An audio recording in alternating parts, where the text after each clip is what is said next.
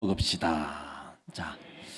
자, 우리 믿음의 성도들, 우리 가까이에 있는 룰리 커피숍을 아실 거예요. 룰리 커피숍 사진을 한번 보여주면 한번 보세요. 실내 사진 기억하실 거예요. 이 룰리 커피숍을 안 가본 사람은 있어도 한 번 가본 사람은 없을 거예요. 이 룰리 커피숍을 한 번도 안 가본 사람은 있을 수 있어요. 근데 여기를 아마도 두세 번씩은 가셨을 거예요. 제가 이 커피숍에 제가 주식을 갖고 있거나 지분을 갖고 있는 건 일절 없습니다. 아무 저하고 관계없고 제 인친척도 아니고 선후배도 아니에요. 저 커피숍에 가면은 다른 커피숍에서는 보기 어려운 하나의 광경이 있는데, 저 커피숍은 원두를 로스팅해서 원액을 판매해요. 저 원액이 저 동그라미 안에 있는 원액이에요. 그래서 아마도 우리 당회실 안에도 저 커피가 몇 개 있지 싶어요. 한 번씩 가서 제가 커피를 얻어 먹거든요. 커피의 원액, 그 커피에 바꿔주셔도 돼요. 커피의 원액에다가 따뜻한 물을 부으면 그 커피는 뭐가 되죠? 아따가 되는 거예요. 아, 따뜻하다. 아따가 되고, 그게 얼음을 집어넣으면 아가 되는 거예요. 아메리카노, 아이스 아메리카노가 되는 거죠. 그러니까 그 원액 속에 어떤 것을 붓느냐에 따라서 그 커피 이름이 달라지죠. 근데 중요한 게 뭐냐면 원액이에요. 근데 여러분, 죄송한데요, 사실 성지순례 2주 갔다 왔을 때 그 터키야, 그리스, 로마 가니까요, 커피가 너무 저렴해요. 1불 해봤자 1유로 1480원, 1.5유로 하면은 한 2,300~400원 요 정도. 좋은 커피숍 3유로 4,500원에서 5,000원. 2주 갔다 오고 우리 경청로에 목사의 임원 수련회 베트남 갔었어요. 갔다 와서 커피 마셨어요. 갔다 오니까 조선 땅의 커피는 사약이인 거예요. 커피가 아니에요. 왜냐하면 이미 우리나라에 들어오는 커피는 일단 특히 프랜차이즈, 어느 특정 브랜드를 얘기해도 여러분 영업에 방해되지는 않겠죠? 서벅이라든지 투썸이라든지 이런 데서 커피를 파는 커피는 원두의 질이 낮아요. 왜? 영업이익을 많이 남겨야 하기 때문에. 그나마 개인적으로 커피숍을 열어서 하시는 분들은 그 커피의 질이 높아요. 그런데 그래도 유럽 커피, 베트남 원래 커피하고는 상대가 안 돼요. 왜 유럽 사람들은 그 에스프레소를 마시냐? 우리는 에스프레소를 거의 못 마시고 안 마셔요. 왜? 너무 사약 같기 때문에 먹을 수가 없어요. 근데 유럽인들은요, 그 에스프레소를 마시면 그 커피의 향이, 고유한 향이 입에 감돌고, 그리고 그것이 이 머릿속에 돌아와요. 그러니까 그걸 마시는 거예요. 기가 막히는 거예요. 그러니까 이 한국 땅에 있는 이 커피는 거의 우리는 사약을 마시는 정도의 수준이에요. 그리고 그 이후에는 커피를 잘 안 마셔요. 아주 마시면 아주 얇게 마시는 거예요. 자, 제가 이 커피 선전하는 건 아니고, 커피에는 원액이 있다는 거예요. 그 원액에 따뜻한 물을 붓느냐, 차가운 얼음을 넣느냐에 따라서 커피 종류는 달라져요. 중요한 것은 뭐냐? 원액이에요. 커피의 원액이.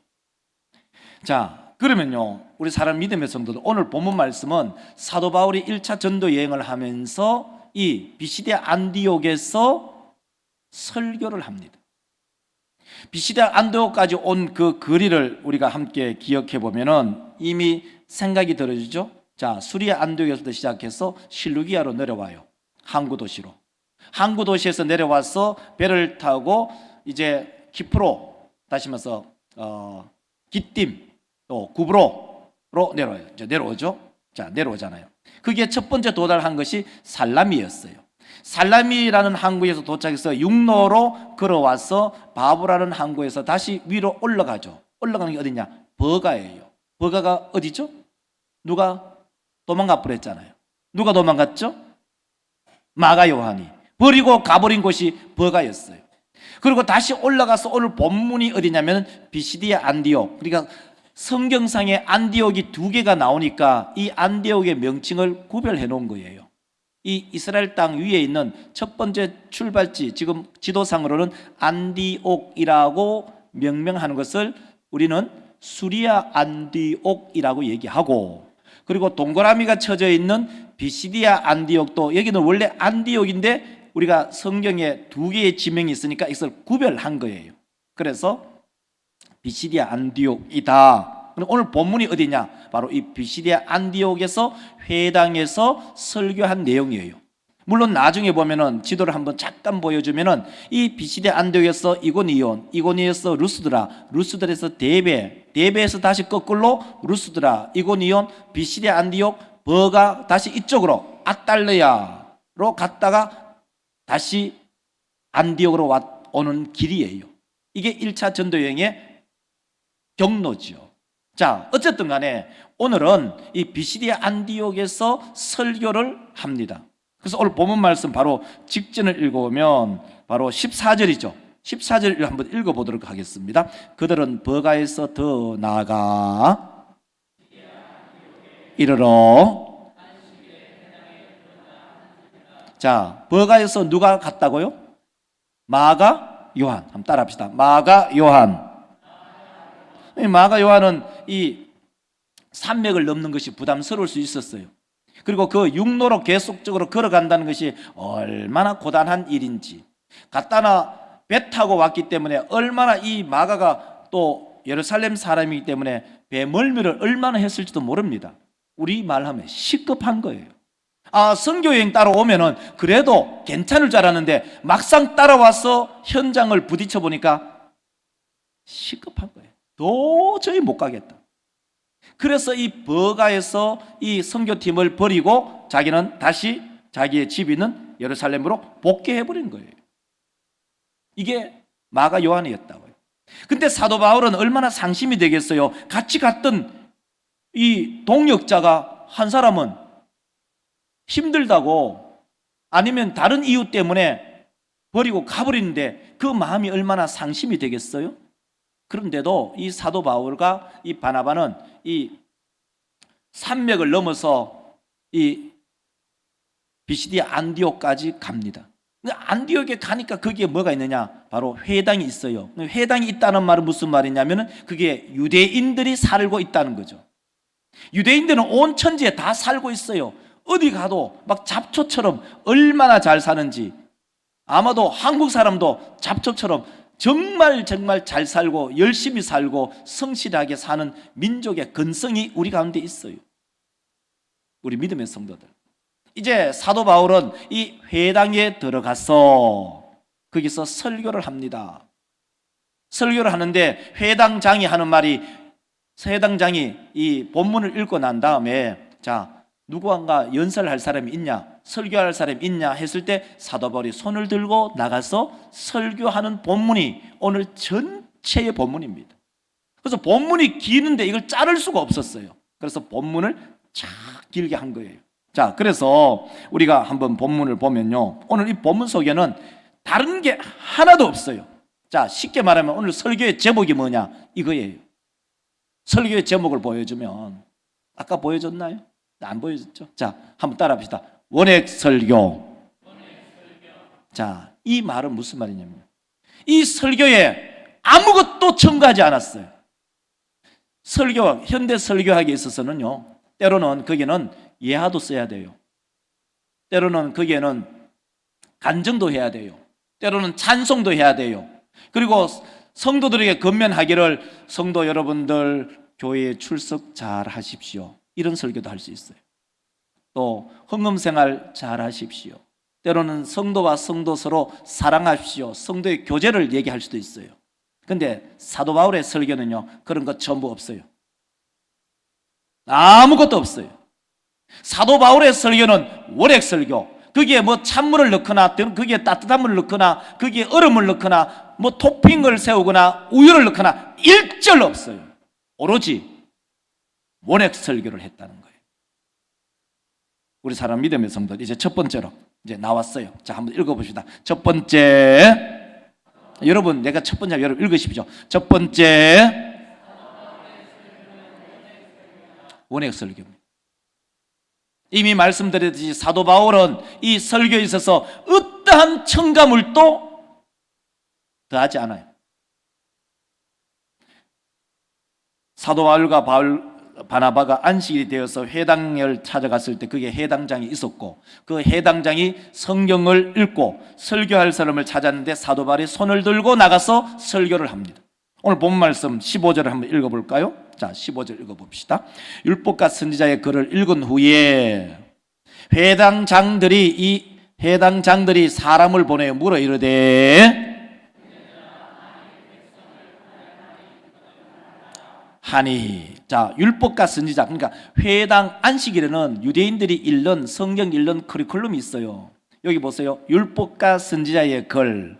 그러니까 얼마가는 율법을 읽고 얼마가는 선지자의 글을 읽고 그 다음에 시편을 읽어요. 그러니까 이 회당 안에서는 이렇게 성경을 읽으면서 1년에 한 번씩, 그러니까 구약을 완독하게 하는 거예요. 다시 말해서 맥체인 성경 읽기표처럼 성경을 읽는 거죠. 율법을 일정한 부분 읽고 그 다음에 선지자의 글을 읽고 그 다음에 시편을 읽으면서, 읽고 난 이후에 설교할 사람 누가 있으면 설교해라 라고 했을 때 사도 바울이 손을 들고 나가 설교를 하게 됩니다. 자, 이제 한번 보십시오. 오늘 16절을 한번 여러분 성경을 그대로 찾아 한번 읽어보실래요? 16절 읽을 수 있을까요? 자, 16절. 자, 16절 여러분 성경 가지고 바로 읽읍시다. 자, 16절 화면은 제가 원고인에 안 줬어요. 자, 16절 읽겠습니다. 다 같이 시작. 바울이 일어나 손짓하며 말하되 이스라엘 사람들과 및 하나님을 경외하는 사람들아 들어라. 아멘. 자, 보세요. 사도 바울이 일어나서 손을 딱 드는 거예요. 내가 설교하겠다는 거예요. 사도 바울이 나와서 이제 설교를 하는 거예요. 자, 이제 사도 바울의 그 설교 내용이 오늘 이 본문 말씀부터 쫙 있는데요. 이제 17절부터죠. 쫙 나오는데, 이제 사도 바울은 1절 다른 얘기 하지 않습니다. 1절 다른 얘기 하잖아요. 그 설교의 시작점이 어디냐? 아브라함부터 시작합니다.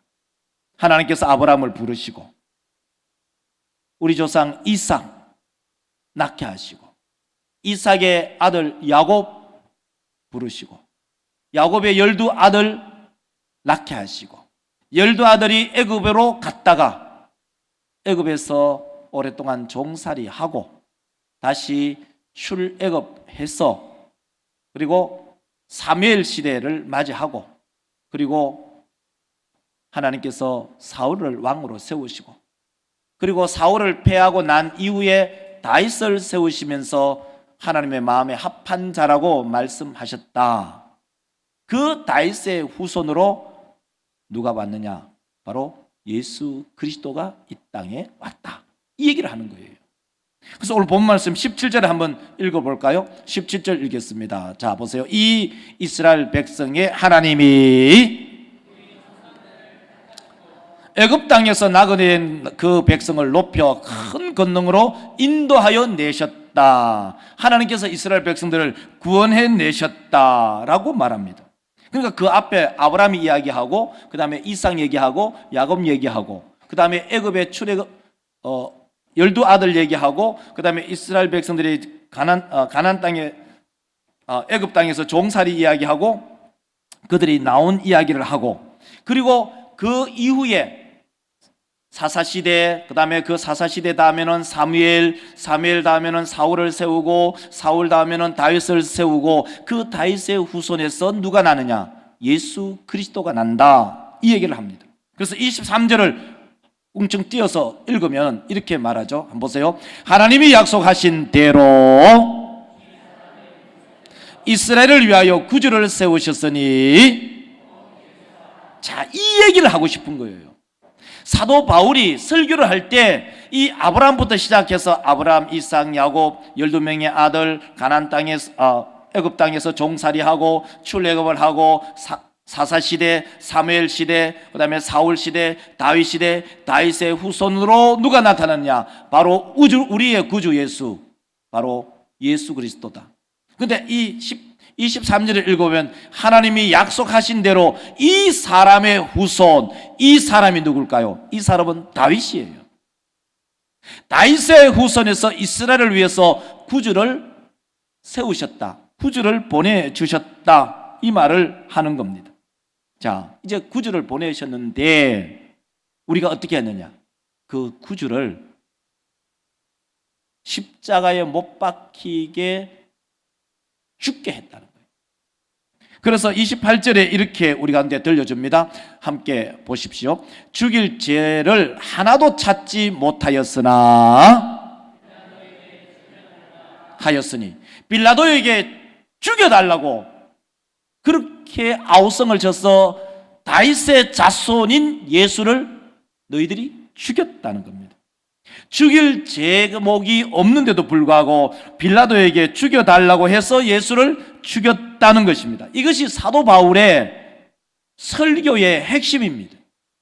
우리 믿음의 성도들, 사도 바울은 어떠한 그게 예하나 간증이나 찬송이나 성도들의 생활의 겉면 얘기하지 않았어요.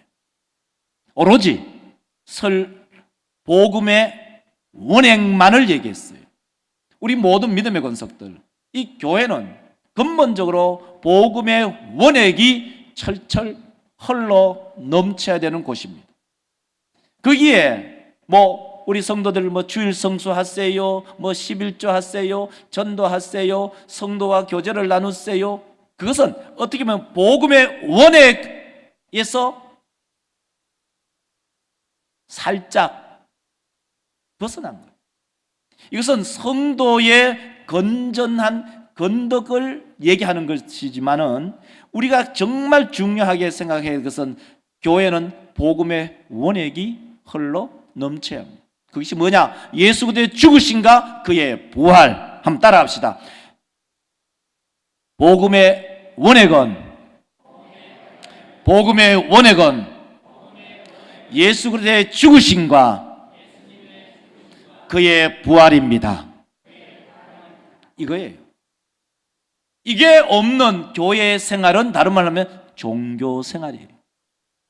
예수 그때 그의 십자가 안 믿을 수 있어요. 근데 장로 될 수 있어요. 예수 십자가 죽으신가 그의 부활 안 믿고 권사 될 수 있어요. 왜? 교회 오래 다니면. 교회 오래 다니면은 웬만하면 연차 순으로 장로 되게 하고 때로는 권사 되게 하거든요. 그 속에 진정한 신앙의 복음, 그 복음의 원액이 없는데도 교회 안에 중직자가 되어 있는 거예요.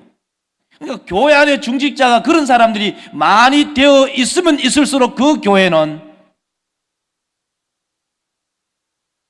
복음의 핵심에서 점점 멀어지는 거예요.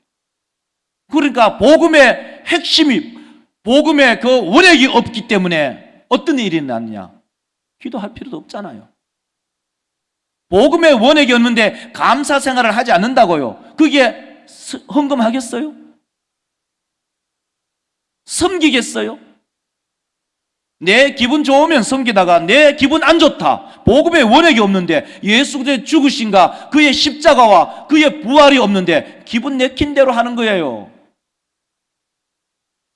복음의 원액이 있는 사람은요, 그것이 괴로워도, 때로는 마음이 안 들어도, 때로는 슬퍼도, 때로는 영 마음이 막 삐져도 그 복음의 원액을 가지고 있는 사람은 그것을 극복하고 하나님을 기쁘게 하는 삶을 사는 줄 믿습니다. 믿습니다. 사실 엄밀하게 말하면 뭐 11조 하라, 전도하라, 뭐 봉사하라, 뭐 주일학교 섬겨라, 식당에서 섬겨라, 뭐 차량 운전 좀 해달라, 그런 것은 다 부수적인 거예요. 복음의 원액을 갖고 있으면 예수께서 나를 구원하셨고 하나님의 백성으로 삼으셨다면 오늘 우리 목자 부목자 모여서 함께 우리 성경 공부했잖아요. 그 마지막이 뭐예요? 하나님께 감사와 영광이라고요. 감사와 영광은 자동스럽게 그것이 나타나는데 그게 안 되니까 목사가 설교로서 권면하는 거예요. 성도들 11조 하세요. 성도들 주일 성수하세요. 성도들 봉사해 주세요. 차량 봉사해 주세요. 식당 봉사해 주세요. 주일학교 섬겨 주세요. 헌금위원 해 주세요. 내가 복음의 원액이 있다면은, 야, 주보 나오면은 내가 언제 헌금위원 섬길 수 있지? 왜 나한테 빨리 안 돌아오지? 수요일 날 내 기도 시간인데 수요일 날 내가 기도 1년에 우리 집 권사님들만 하나요? 예? 권사님들만 하나? 예, 권사님 한다며요. 우리 전사님. 우리 권사님이 몇 분이지만 한 24분 돼요. 우리 시무 권사님. 1년에 2번씩 하면 돼요. 아니, 한 교회 권사가 되어서 한 번도 수요 기도에 나와서 기도하지 않는다. 안 부끄럽나? 아니, 내 같으면 부끄럽다. 우리 성도들은 안 부끄럽겠지. 여러분 어떻게 생각하세요? 한 교회 시무건사다. 아니, 시무건사가 아니더라도 내가 은퇴건사라도 복음에 원액이 있는지 없는지 의심스러운 거예요. 의심스럽다고요. 우리 믿음의 성도들, 사도 바울은 뭐 11조 해라, 뭐 감사해라, 뭐죠, 뭐 선교해라, 전도해라, 그런 얘기 안 한다는 거예요. 왜? 복음의 원액이 있으니까, 설교의 원액이 있으니까, 그 원액 속에서는 다 그것을 포함하고 있으니까. 우리 모든 믿음의 성도들, 제가 이런 생각이 들었어요. 우리 김평 장로님 팔 인대 끊어져 갖고 이제 수술해서 이제 집에 계셔. 우리 이성호 장로님 또 무릎 아파서 쩔룩거리면서 이제 교회에 올라왔어요. 제가 이렇게 가만히 생각해봤어요. 그래, 내 팔 올릴 수 있을 때 박수 치자. 내 걸어서 다닐 수 있을 때 주의 전에 한 번이라도 더 올라오자. 언제 내 인대 끊어져서 아무것도 못할 그날이 언제 올지 모른다고요. 내 다리 아파가지고 주의 전에 못 올라올 수 있는 그날이 언제 올지 누가 장담해요? 내가 건강하면 내 다리로 주의 전에 올라오고, 내 건강하면 새벽재단 사왔고, 내 건강해서 다리 튼튼하면 주의 전에 수요일날 올라와서 기도하고, 우리 신방하고, 또 요즘은 참 목사가 참 감사하게 생각하는 것 중에 하나가 뭐냐면 33,000원이면 통화 무제한으로 하잖아요. 통신요금 33,000원. 참 누가 휴대폰 만들어냈는데 참 잘 만들어냈어. 지난주에는 우리 동부 1목장, 2목장 전화 신방을 쭉 하면서 전화가 이제 된 분도 있고 안 되는 분도 있고, 이제 뭐 때로는 전화해서 이게 안 받고 이렇게 왔다 갔다 몇 번이나 하고 1박 2일로 전화할 때도 있고, 누가 전화기를 만들어냈는지 너무 고마워요. 얼마든지 전화로서 충분히 성도들의 형편을 살펴볼 수 있는 것. 우리 사람 믿음의 성도들, 사도 바울은 복음의 원액, 설교의 그 원액으로 모든 것을 돌파해 나갔습니다. 목사에게도 복음의 원액이 있고 우리 모든 성도들에게도 복음의 원액이 있으시기를 주의 이름으로 축원합니다. 복음의 원액이 없는데 뭔가를 자꾸 하락해요. 그러니까 힘들어 죽는 거예요. 제가 웬만하면 건면 안 해요. 어느 것도 사실 거의 건면하지 않아요. 새벽기도 나오라, 개별적으로 건면합니까? 차량 운전해달라고 건면합니까? 뭐 11조 하라고 건면합니까? 뭐 식당 봉사하라고 건면합니까? 웬만하면 건면 안 해요. 왜? 복음의 원액이 있으면 기쁨 기쁨과 감사함으로 자발적으로 주에게 섬긴다는 거예요. 사람의 삶의 궤적이 있어요. 그 사람의 삶의 궤적을 딱 보면 그 중심에 뭐가 있는지 알잖아요. 옛말에 그런 말이 있잖아요. 사람 고쳐 쓰는 거 아니라. 사람 못 고쳐요. 목사가 사람 어떻게 고쳐요? 성령의 능력으로, 성령의 은혜로 사람이 변화될 뿐이에요. 우리 모든 믿음의 성도들, 우리 가슴마다 복음의 원액을 가지시기를 주의 이름으로 축원합니다. 두 번째로는요, 설교의 핵으로 들어갑니다. 사도 바울이 설교의 핵, 그게 뭐냐? 오늘 본문 말씀에 보면은 예수는 죽었다. 근데 예수는 썩지 않았다. 이걸 얘기해요. 예수는 죽었는데 예수는 썩지 않았다라고 얘기합니다. 34절을 한번 읽어볼까요?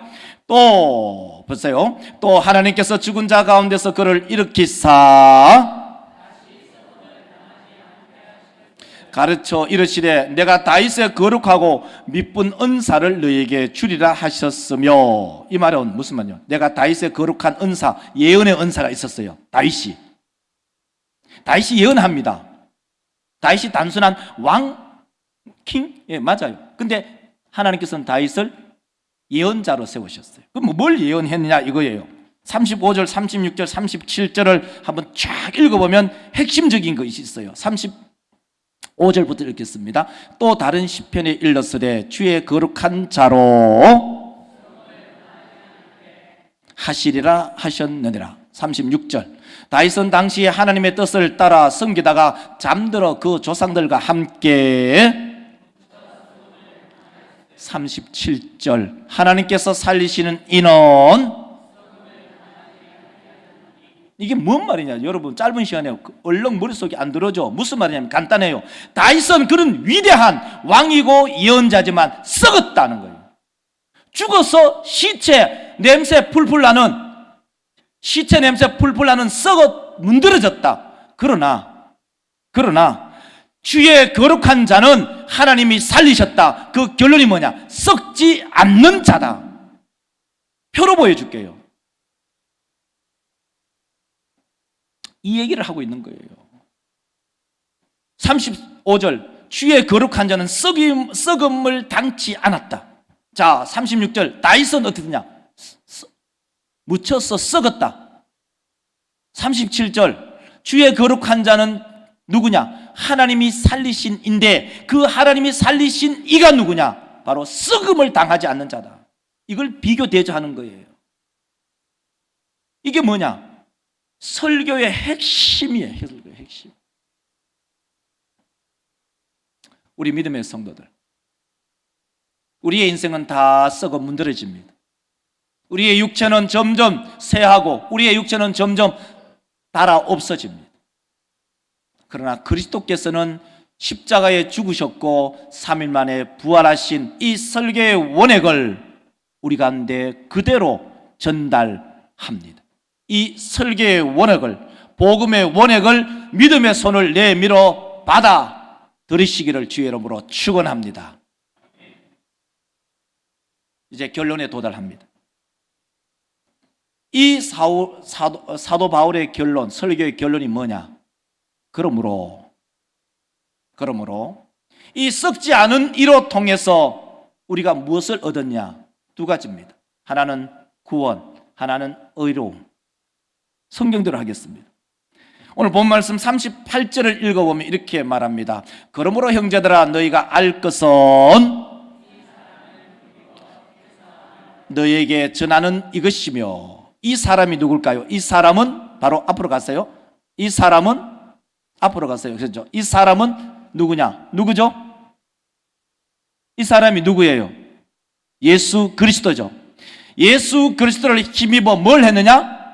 제사함. 우리가 제용사함을 받았다는 거죠. 예수 그리스도를 통해서 우리가 제사함을 받은 줄 믿으시기를 주의 이름으로 축원합니다. 여러분 믿으시면 아멘. 왜? 예수가 우리를 죄에서 구원한 그 이유가 뭐냐? 그 근본이 뭐냐? 예수는 죽어서 썩임을 당치 않았기 때문에. 만약에 예수가 죽어서 썩었다 그러면 예수 믿지 마세요. 예수가 죽어서 시체에 풀풀 냄새가 난다, 그 예수 믿지 마세요. 예수는 죽어서 썩음을 당치 않았기에 우리를 죄에서 구원한 구원자임을 우리 모든 믿음의 성도들이 기억하고 믿으시기를 주의 이름으로 축원합니다. 그 다음에 두 번째가 뭐냐면 바로 어렵다 하심을 받은 거예요. 39절이죠. 39절. 또 여러분 빨간 것을 읽으시기 바랍니다. 또 모세의 율법으로 너희가 어렵다 하심을 얻지 못하던 모든 일에도 하심을 얻는 이것이라. 자, 이 사람이 누구죠? 예수 그리스도. 여러분 아시잖아요. 딱 보면 이 지시대 인칭 대명사가 어떻게 흘러가고 있다는 걸 알 수 있죠. 그러니까 38절에도 이 사람으로 인해서 제사함을 얻게 되고 39절에 이 사람 때문에 우리는 어렵다 하심을 입었다. 똑같은 얘기예요. 이 사람 때문에 우리가 구원받았다라는 것이 사도 바울의 설교의 원액이라는 거예요. 다른 얘기 안 하잖아요. 다른 얘기 안 한다니까요. 이제 말씀을 맺을까 합니다. 그 말씀의 결론이 원래는 오늘 본문 말씀 읽어본 41절로 끝났는데 42절로 저는 본문을 잡았어요. 42절 한번 보여주실까요? 자, 42절 읽겠습니다. 그들이 나갈 새 사람들이 청하여 하더라. 무슨 말이죠? 원액은 또 먹어요. 그런 노래 있죠? 코카콜라 맛있다. 코카콜라 몰라요? 코카콜라 맛있다. 맛있으면 더 먹지. 쪼맨한 애들이 이렇게 쪼맨한 아들이 그 노래를 불러요. 저도 그걸 한번 기동령 듣고 나니까 그게 참 은혜롭습니다. 은혜로워요. 아, 그렇구나. 복음의 원액. 터키에라든지 그리스 로마에 가서 그 커피의 원액을 마셔보니까 그 원액의 맛을 알겠어요. 우리나라에서 파는 마구마구 파는 그 커피, 사약 같은 커피 아닌 그 커피의 고유한 맛이 있는 거예요. 이 42절이 바로 그것을 의미하고 있어요. 42절 한 번 더 보여주시면, 그렇죠. 그들이 나갈 새 사람들이 청하되 다음 안식일에도 이 말씀 또 들려주세요. 이 말씀 또 들려주세요. 저는 촌에서 컸기 때문에 감자의 고유한 맛이 있어요. 감자 왜 설탕 뿌려 먹어요? 저는 이해 못해요. 감자가 맛이 없어서 설탕을 뿌려 드시는 분, 그 나름대로 그분의 식성이 있겠지만 저는 감자에 설탕 뿌리지 않아요. 왜? 어릴 때 감자의 고유한 맛을 알기 때문에. 토종밤의 고유한 맛 알아요. 이 밥, 그 고유한 맛이 있어요. 다른 거 아무것도 없이 이 밥만 먹어도 행복해요. 우리의 맛이, 우리의 입이 변질된 거예요. 어떻게 보면 우리 믿음의 권속들의 그 기가 변질되었을지도 몰라요. 왜? 너무 많은 잡다한 얘기들을 들었기 때문에. 우리 모든 믿음의 권속들을 간절히 당부컨대 복음의 원액 속에 머무시는 우리 모든 믿음의 성도들이 되시기를 주의 이름으로 축원합니다. 기도합시다.